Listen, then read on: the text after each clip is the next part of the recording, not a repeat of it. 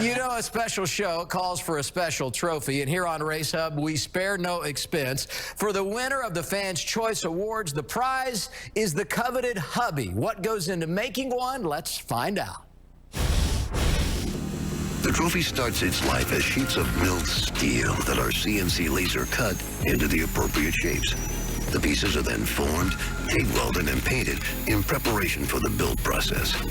Refurbished race tubs, studs, and lug nuts are used as the focal point of the trophy to keep with the theme of its namesake. A laser-etched plate is then attached. 5 studs, spacers, and lug nuts are secured to the hub, holding a custom-made bracket in place. The upper and lower assemblies are then married together along 4 of the bolts, completing the assembly process.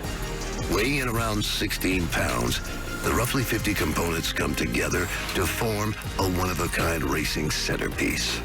The only way to obtain one, earn the vote of the fans. This is the hubby.